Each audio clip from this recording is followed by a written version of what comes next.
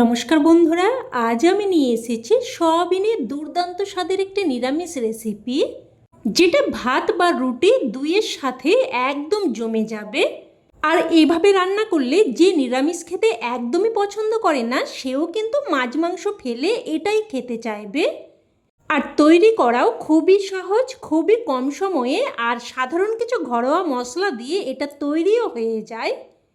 অবশ্যই পুরো ভিডিওটা স্কিপ না করে দেখার অনুরোধ রইল। আশা করছি আপনাদের খুবই ভালো লাগবে। তো প্রথমেই আমি এখানে কড়াইতে কিছুটা জল গরম হতে বসিয়ে দিয়েছিলাম, আর জলটা যখন ফুটতে শুরু করেছে তখন এর মধ্যে দেখুন দিয়ে দিয়েছি 200 গ্রাম মতো সয়াবিন। তবে আপনারা আপনাদের প্রয়োজন মতো নিয়ে নেবেন। তো এবার এটাকে দেখুন আমি প্রায় 2 মিনিট মতো ফুটিয়ে নেব। খুব বেশিক্ষণ না, জাস্ট কিন্তু 2 মিনিট মতো ফুটিয়ে নিয়েছি। এবার এগুলোকে দেখুন জল থেকে ছেঁকে উঠিয়ে নিচ্ছি, আর সাথে সাথেই কিন্তু আমি ঠান্ডা জলের মধ্যে দিয়ে দিচ্ছি। এতে করে এর কুকিং প্রসেসটা কিন্তু থেমে যাবে। আর এইভাবে সয়াবিন একটু সেদ্ধ করে নিলে একদমই নরম তুলতুলে খেতে হবে। এবার যতটা সম্ভব পারা যায় চেপে চেপে সয়াবিন থেকে জলটাকে দেখুন বের করে নিচ্ছি। তো একই রকমভাবে সমস্ত সয়াবিনগুলোই আমি দেখুন রেডি করে নিয়েছি। এবার গ্যাস অন করে কড়াই বসিয়ে দিয়ে দিলাম প্রায় 2 চামচ মতো সর্ষের তেল।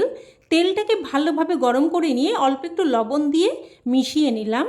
সয়াবিন ভাজতে গেলে কড়াইতে কিন্তু খুব আটকে যায়, তাই এইভাবে যদি একটু লবণ দিয়ে মিশিয়ে নেওয়া হয় তাহলে কিন্তু একদমই কড়াইতে কম আটকাবে। সাথে একটু হলুদ গুঁড়ো দিয়ে দিয়েছে। এবার এখানে সয়াবিনগুলো দিয়ে দিলাম। নাড়াচাড়া করে মিশিয়ে নিয়ে সয়াবিনগুলোকে ভেজে নেব। তো এদিকে ভাজা হতে থাকুক, আর এই সময় আমি একটা মশলা তৈরি করে নেব। তো এখানে নিয়ে নিয়েছি প্রায় 1 ইঞ্চি মতো আদা, 4টে কাঁচা লঙ্কা, আর 4টে নিয়েছি শুকনো লঙ্কা। তবে ঝালটা কিন্তু অবশ্যই আপনারা আপনাদের স্বাদ অনুযায়ী দিয়ে দেবেন। এবার এগুলোকে আমি বেটে নিচ্ছি, আর আমি এখানে শিলেতে করে বেটে নিচ্ছি। তবে আপনারা চাইলে কিন্তু মিক্সার গ্রাইন্ডারে করেও বেটে নিতে পারেন।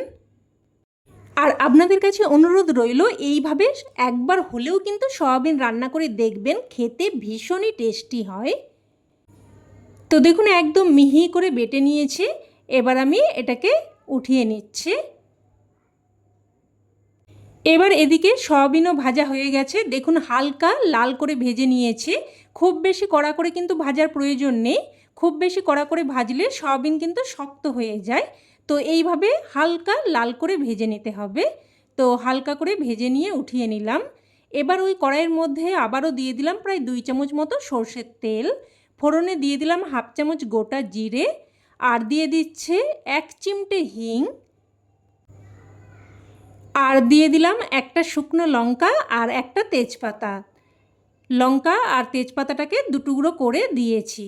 এবার ফোড়নটাকে নাড়াচাড়া করে কয়েক সেকেন্ড ভেজে নেব।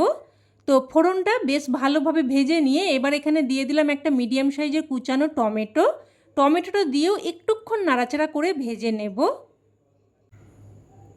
টমেটোটা একটু ভেজে নিয়ে এবার এখানে বেটে রাখা আদা আর লঙ্কা দিয়ে দেব। বাটিটা ধুয়ে অল্প একটু জলও দিয়ে দিলাম। এবার এখানে দিয়ে দিচ্ছি 1/2 চামচ ধনের গুঁড়ো, 1/2 চামচ হলুদ গুঁড়ো, আর অল্প একটু কাশ্মীরি লঙ্কার গুঁড়ো দিয়ে দিলাম। আর দিয়ে দিচ্ছি স্বাদ অনুযায়ী লবণ।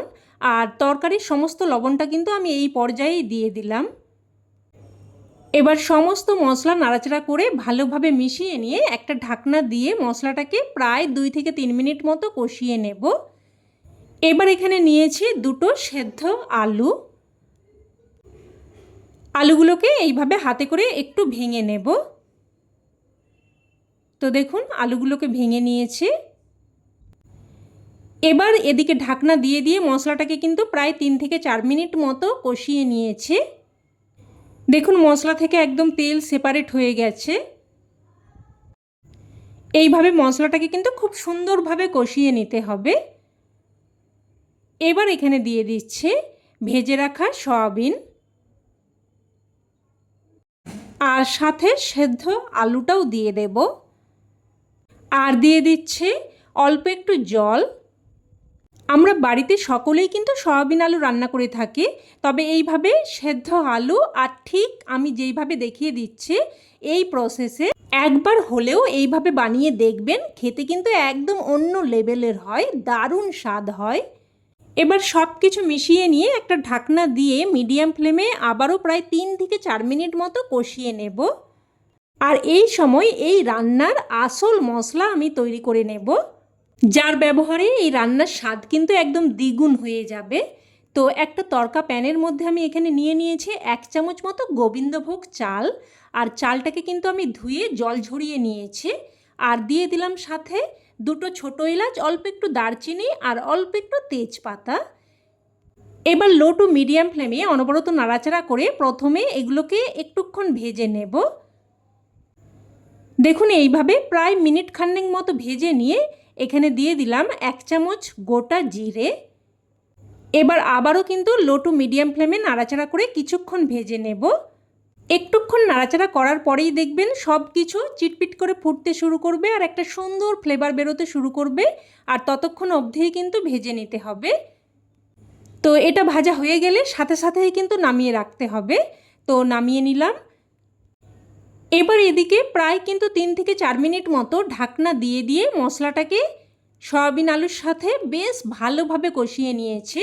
আর এইভাবে যদি একটু বারবার কষিয়ে নিয়ে রান্নাটা করা হয়, যে কোনো সাধারণ রান্নার স্বাদও কিন্তু একদম অসাধারণ হয়ে যায়। এবার এখানে আমি দিয়ে দেব 1 বাটি মতো গরম জল।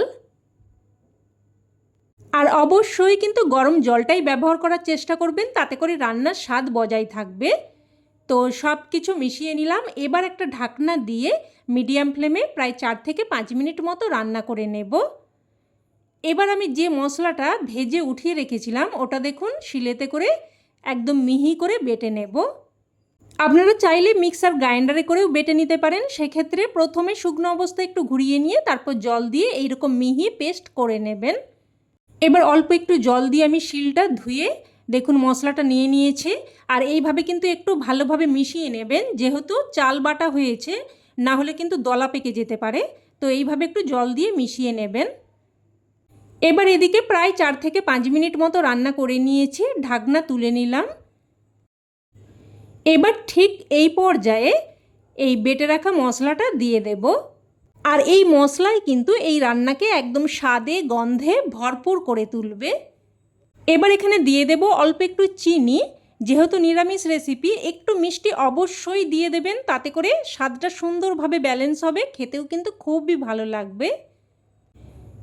এবার সব কিছু ভালোভাবে মিশিয়ে নিয়ে একটা ঢাকনা দিয়ে মিডিয়াম ফ্লেমে আবারও প্রায় 3 থেকে 4 মিনিট মতো রান্না করে নেব। খুব বেশিক্ষণ রান্না করার দরকার নেই, মোটামুটি 3-4 মিনিট মতো রান্না করে নিয়েছি।